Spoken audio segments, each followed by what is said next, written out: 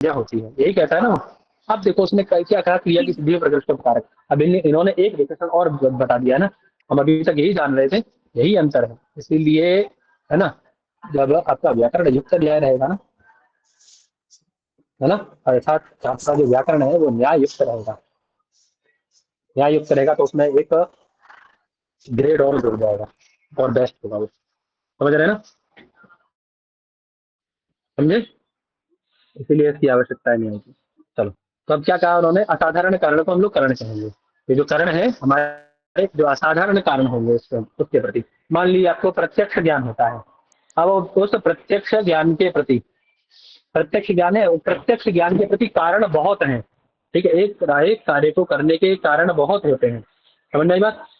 कोई भी कार्य है, ठीक है, कोई भी कार्य है, उस कार्य को करने के कारण बहुत सारे हो सकते हैं, लेकिन उनमें जो वास्तविक कारण होगा, जो अत्यंत सामिप्य कारण होगा, उत्कृष्ट कारक होगा, उसी को हम लोग करना मानते हैं ना, ऐसा ही तो करते हैं हम लोग, तो यही कार्य न करते हैं, है ना। जी।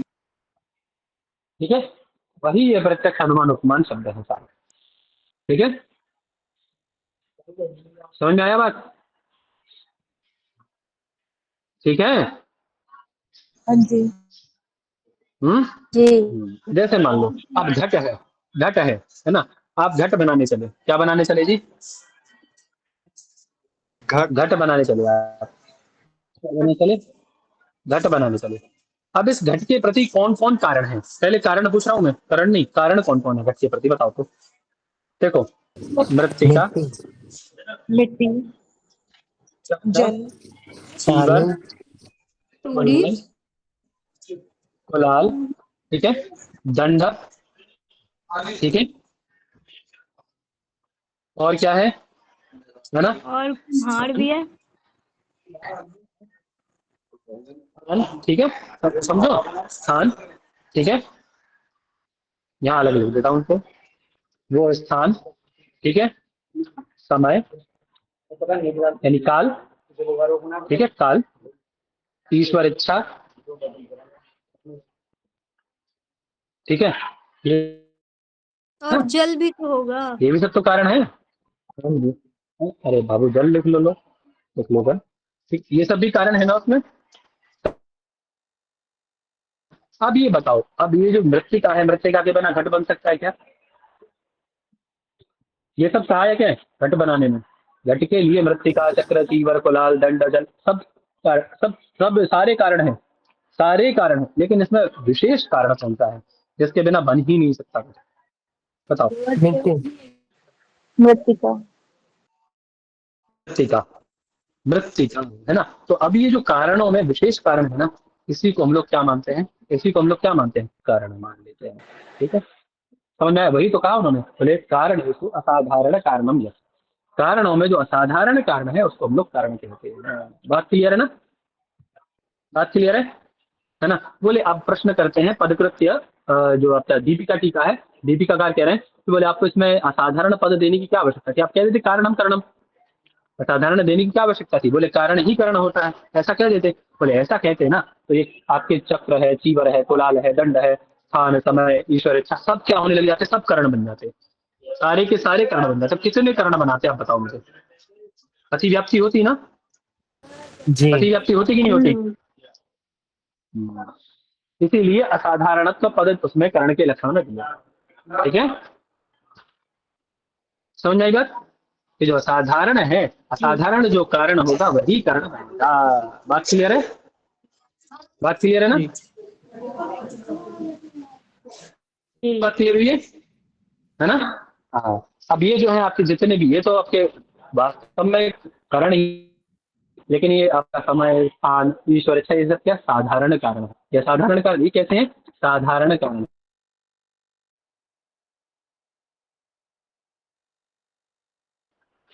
साधारण कारण किसे कहते हैं, अच्छा, साधारण कारण जो सब में समान रूप से विद्यमान हो, है ना, सब में कोई चीज भी उत्पन्न हो, उसमें देखो स्थान मायने रखता है, समय यानी काल, और ईश्वर इच्छा, ये सब क्या है, साधारण कारण है। चाहे घट ले लो या पट ले लो, अब ऐसा तो है नहीं कि ईश्वर इच्छा पट पट की उत्पत्ति में कारण है, लेकिन घट की उत्पत्ति में नहीं है। स्थान इस स्थान पे केवल घट ही घट बनेगा, पट बनेगा ही।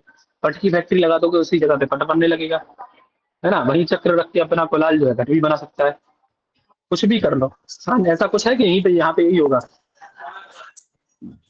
काल में ऐसा कुछ है कि नहीं इस काल में ही घट घट बनेगा और काल में घट बनेगा ही नहीं। तो ये सामान्य है, ये साधारण कारण होते हैं, ईश्वर इच्छा स्थान और काल, ये सब क्या है साधारण कारण, इनमें कुछ भी हो सकता है, ठीक है।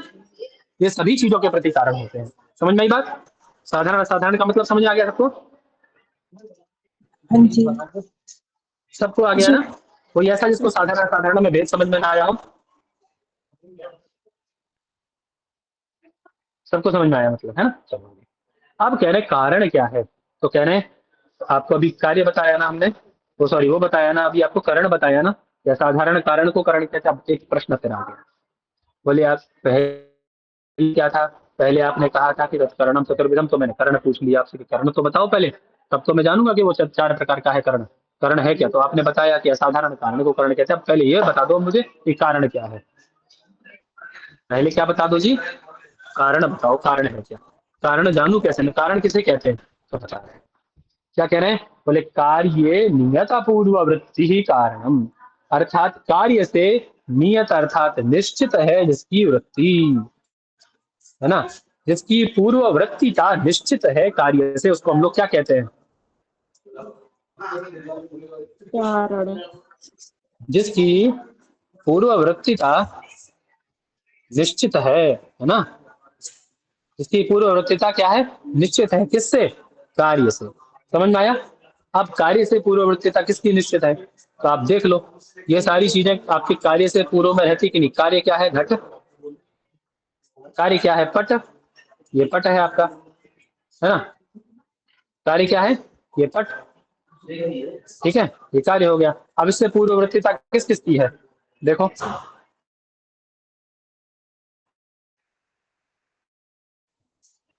आवाज आ रही है,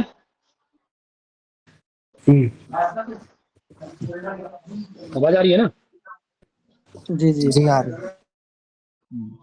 तंतु, बेमा, है ना, तंतु बेमा, और जो भी चीजें है ना, बुनकर जो है ना आपका बुनने वाला, ये सब क्या है, पट के प्रति कारण है ना, ये पूर्व में विद्यमान रहते हैं ना कार्य से। ये आपका कार्य हाँ रूपी जो जी। पट है इससे पूर्व में विद्यमान रहते हैं ना कभी, यहाँ घट रूपी जो कार्य है इससे पूर्व में विद्यमान रहते हैं ना, मृत्तिका चक्र चीवर कुलाल दंड सब पहले रहते हैं ना इससे, हाँ जी। सब कार्य से पहले रहते हैं कि नहीं रहते हैं।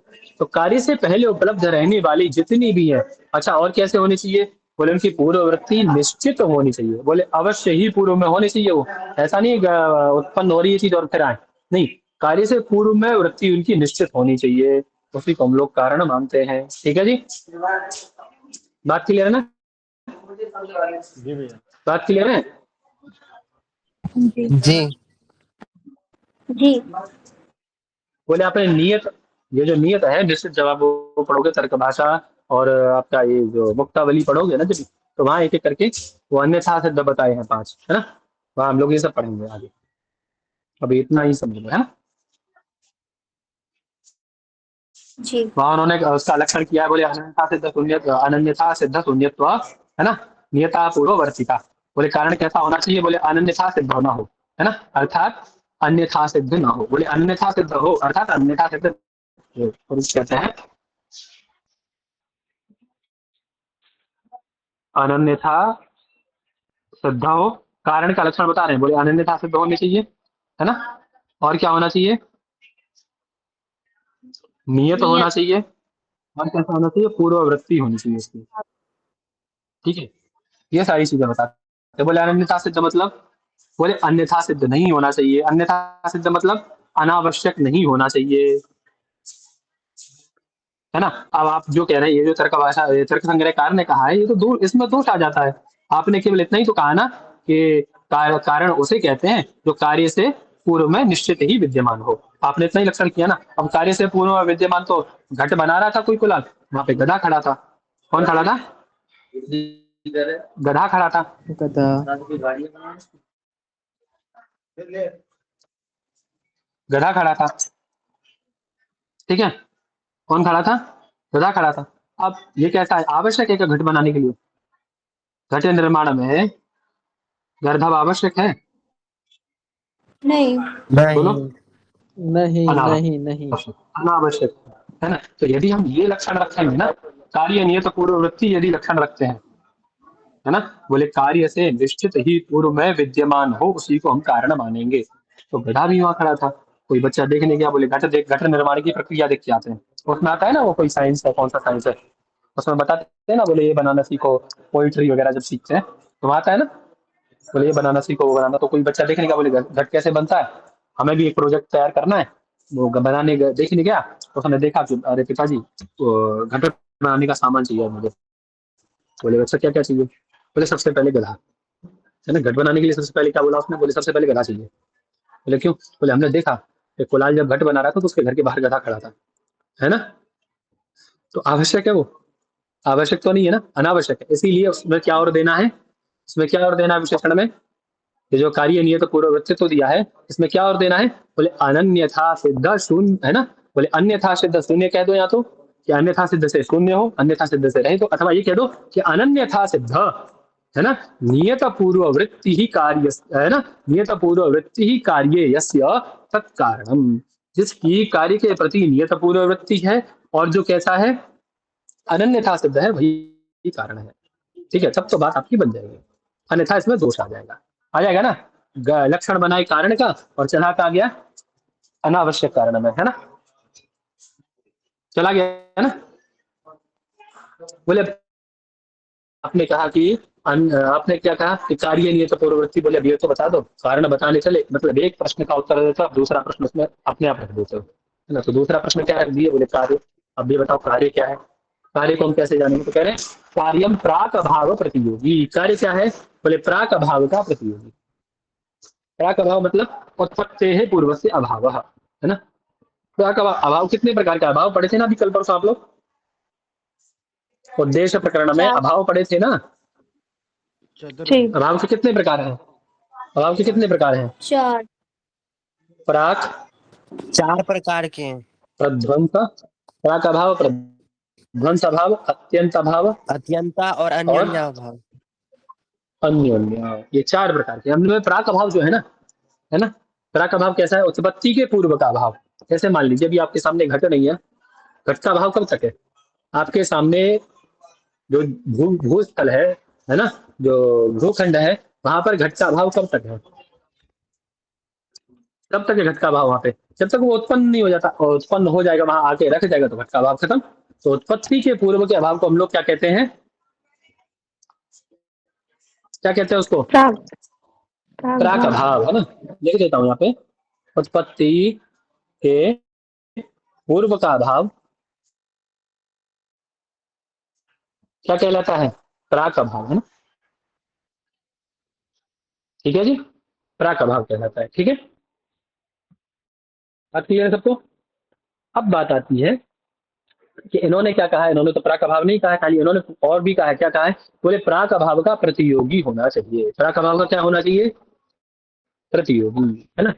अनुयोगी और प्रतियोगी, प्रतियोगी किसे कहते हैं और अनुयोगी किसे कहते हैं, तो प्रतियोगी किसे कहते हैं भाई, ये दोनों बताओ। हम्म? प्रतियोगी किसे कहते हैं, अभाव। अभाव का अभाव। हैं? यस्य भावः स प्रतियोगी। यस्याभावः सः प्रतियोगी, जिसका अभाव हो उसी को हम लोग प्रतियोगी कहते हैं, जिसका अभाव है। जैसे मान लो अभी भूतल पे घट का अभाव है ना, तो उस अभाव का प्रतियोगी कौन हुआ, घट, है ना।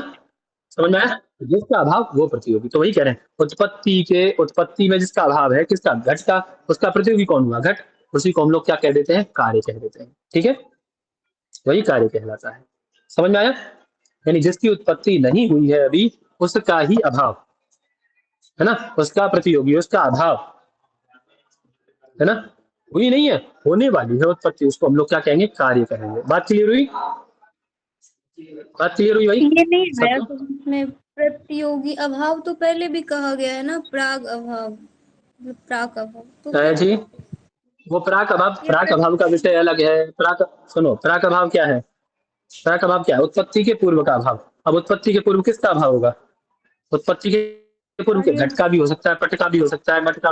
अब उसको आप पता कैसे पड़ेगा कि किसका अभाव है, तो बोले प्रतियोगी। इसीलिए उन्होंने लक्षण क्या दिया, क्या लक्षण, क्या और लक्षण में विशेषण ऐड किया, विशेषण क्या ऐड किया और एक लक्षण में? बोले प्रतियोगी। प्रतियोगी मतलब जिसका आप अभाव बताना चाह रहे हैं। आप घट का अभाव बताइए तो घट का प्रतियोगी घट होगा, पट का अभाव बताइए पट का प्रतियोगी पट होगा, है ना? है ना? दंड का अभाव बताइए दंड का प्रतियोगी दंड होगा। समझ में आया? जी। समझ में आया बात, है ना?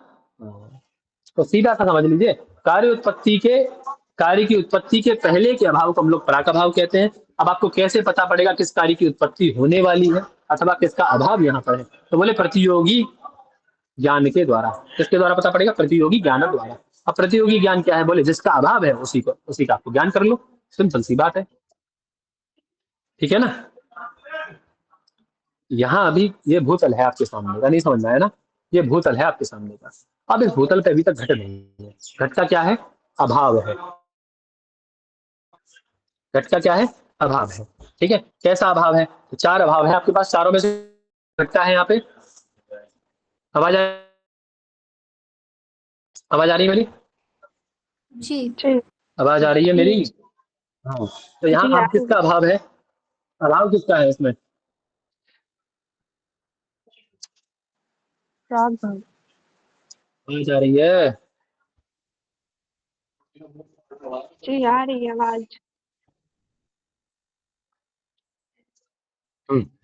तो क्या कह रहे हैं? बोले प्राग भाव, यानी पहले जो आपका होने वाला था।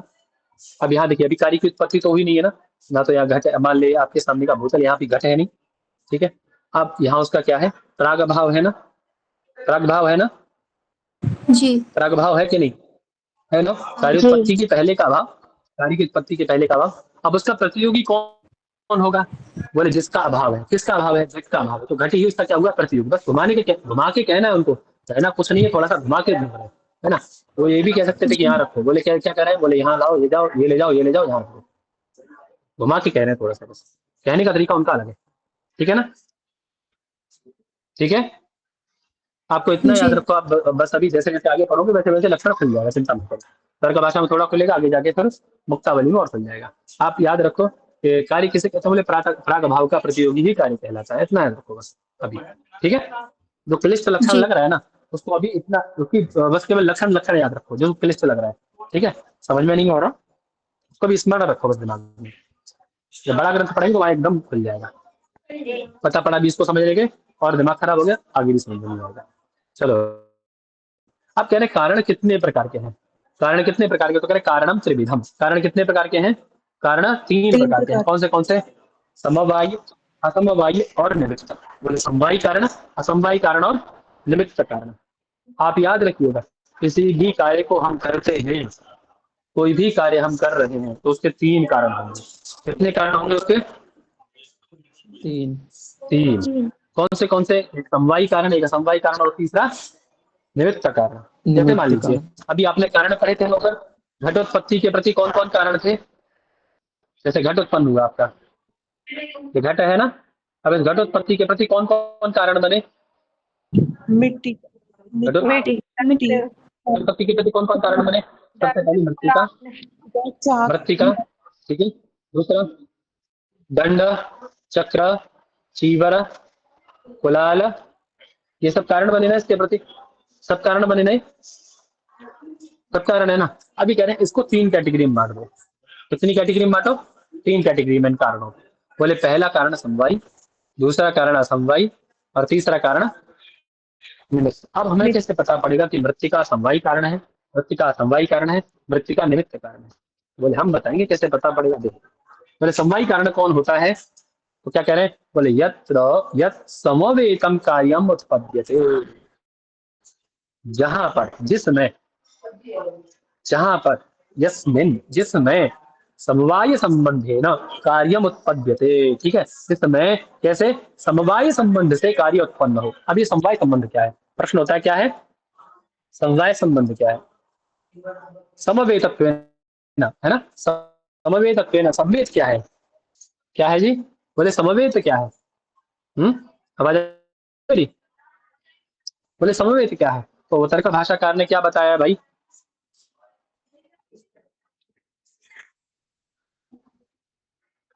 अब दिख रही है इसमें? दिख रही है ना? बंद हो गई। हाँ, तर्क भाषाकार ने क्या बताया? अयुत सिद्धो, याद रखना, इसको लिख लो आप लोग यहीं पे। अयुत सिद्धो, अरे बोलो भाई साहब, वैसे बोलेंगे। कहाँ है सरला जी, अंकिता जी वगैरह सब लोग? आप लोगों को आवाज नहीं आ रही? जब मना करो तो बोलेंगे एकदम, जब इनको बोलने को नहीं कहा जाएगा तब लोग बोलेंगे, अभी बोलेंगे नहीं, अभी पूछा जा रहा है तो। अयुत सिद्धो, अयुत सिद्धो एकम अविनिश्चित अवस्था। समवाय, अयुत सिद्धो समवाय। जो अयुत सिद्धो उसको हम लोग समवाय कहते हैं। अब बात आती है और डिटेल में बताओ थोड़ा सा। बोले इतने से समझ में नहीं आया हमें, अयुत सिद्ध है क्या? बोले अयुत सिद्ध क्या है? अयुत सिद्ध, बोले अयुत सिद्धो समवाय। अब ऐसे क्या हुआ? बोले हमने पूछा भैया दिल्ली कहाँ है? बोले दिल्ली वहीं है। हमने पूछा दिल्ली कहाँ है? बोले दिल्ली वहीं है। तो डिटेल में बताओ वहाँ कहाँ है? तो क्या बताया? बोले एकम अविनश्यता,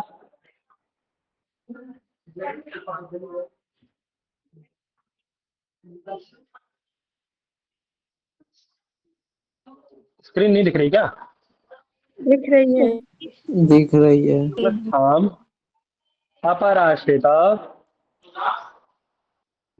अपराश्रितम एव अवतिष्ठते, है ना? है ना?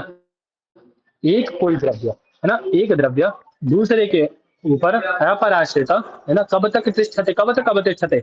एकम द्रव्यम अपराश्रितम कब तक अवतिष्ठते, है ना, कदा पर्यंतम अवतिष्ठते? बोले अविनश्यत अवस्थाम, है ना, विनश्यत अवस्था तक एक द्रव्य दूसरे के आश्रित जहां रहता है, ठीक है, उसी को हम लोग क्या कहते हैं? अयुत सिद्ध संबंध कहते हैं। संसार का सबसे बेहतर संबंध अयुत सिद्ध संबंध।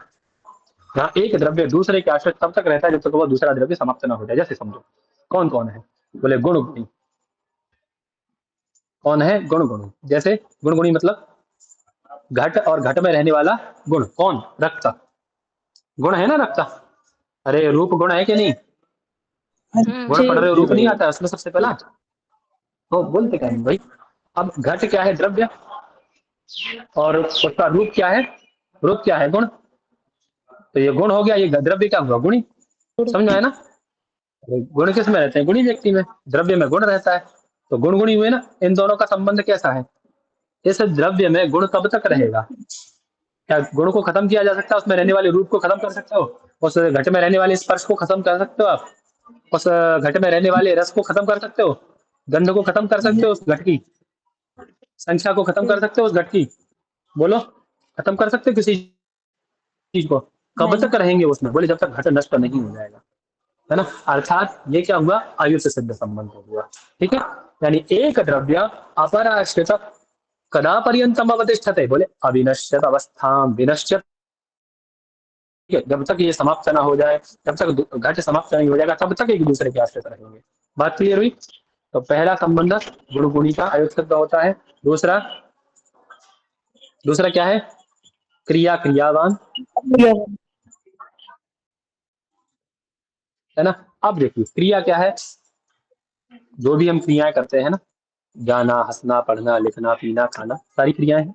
क्रिया किस में रहती है? हम लोगों में रहती है, हम क्रियावान है ना हम लोग। ठीक है, अब ये क्रिया हमें कब तक रहेगी? अविनश्यत अवस्था तक रहेगी कि नहीं रहेगी? क्रिया खत्म हो जाएगी मरने से पहले? होता है ऐसा क्या? नहीं। विनश्यत अवस्था पर्यंत रहती है ना। तो ये भी क्या है? आयुष सिद्ध है। दूसरा संबंध आया आपका, दूसरा आया गुण गुणी क्रिया क्रियावान जाति व्यक्ति, है ना। व्यक्ति और जाति का जो संबंध होता है, यह भी अयुत सिद्ध है। कैसे? अब देखो, मनुष्य में कौन जाति रहेगी? मनुष्य में कौन जाति रहेगी? मनुष्यत्व। मनुष्य जाति। मनुष्य तो धर्म है और एक जाति, ठीक है ना। धर्म और जाति में अंतर है, याद रखिएगा। धर्म अलग है और जाति अलग है। लोक में भी अंतर है और वैसे ग्रंथ रही है, बहुत अंतर है। ठीक है, इस पे इसके लक्षण पे चर्चा करेंगे कभी, यदि आएगा आगे तो चर्चा करेंगे। ठीक है, सामान्य आएगा ना, जब सामान्य जाति पढ़ोगे तो वहां बताएंगे इसके विषय में अच्छे से एकदम क्या अंतर है दोनों में। दोनों के लक्षण से ही पता पड़ जाएगा अंतर क्या है। ठीक है, तो जाति और व्यक्ति। अब बताओ, क्या मनुष्य में से मनुष्यत्व मरने से पहले खत्म हो जाएगा क्या? नहीं। खत्म होगा। कैसा है? जब तक जीवित रहेगा तब तक मनुष्य है, ठीक है। यानी वे संबंध अयोग्य सिद्ध होते हैं जो विनश्यत अवस्था तक, समाप्ति अवस्था तक एक ही में रहे, ठीक है। तो गुण, गुणी, क्रिया, क्रियावान, जाति, व्यक्ति और कौन बचा? अव्यय क्या? अव्यव अवयवी अवयव अवयवी अवयव अवयवी, अवयव अवयवी, है ना, अवयव और अवयवी का, है ना, अवयव अवयवी का। अब जैसे मान लो आपके हस्तपाद आदि क्या है? हस्तपाद, मुख, है ना, अव्यय सब क्या है? जंघा, ये सब क्या है? ये क्या है? सब अवयव है ना, आपके शरीर के अवयव है ना ये सब हमारे। अब इनका संबंध हमारे शरीर से कैसे है? अयोग्य सिद्ध है कि नहीं? क्या हाथ काट दिया जाए, पैर काट दिया जाए, मुख काट दिया जाए आपका, तो क्या बचेगा कुछ? नहीं महोदय। सारे अवयव अलग कर दिए जाए, अब जीवित बचेंगे? ये कब अलग हो सकते हैं? ये कब अलग होंगे आपके? जब आपका ये अवयवी भी, दोनों का संबंध है अयोग्य सिद्ध, ठीक है। उसी प्रकार से नित्य, द्रव्य और विशेष का, विशेष एक पढ़े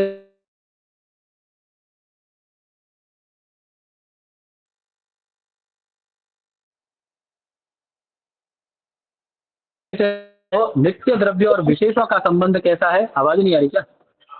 बीच में कट गई। बीच में कट गई थी, अभी आई। कोई बात नहीं, थोड़ा सा और रह गया, बस देख लो। नित्य, द्रव्य और विशेष का संबंध कैसा है? अयुच्य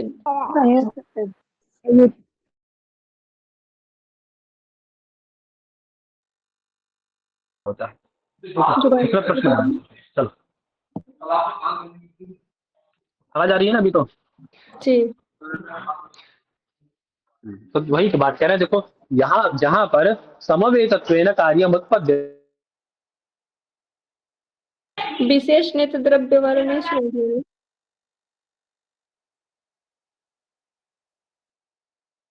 कार्य कहाँ उत्पन्न हो रहा है? ये जो घट है, ये समवाय संबंधी कहाँ उत्पन्न हो रहा है? आवाज नहीं आ रही क्या? ये आई, आवाज कट रही है बीच में। नहीं आवाज नहीं आ रही? अब आ रही है। सर बीच में कट रही है, आ रही है, मतलब बीच बीच में कट जा रही है।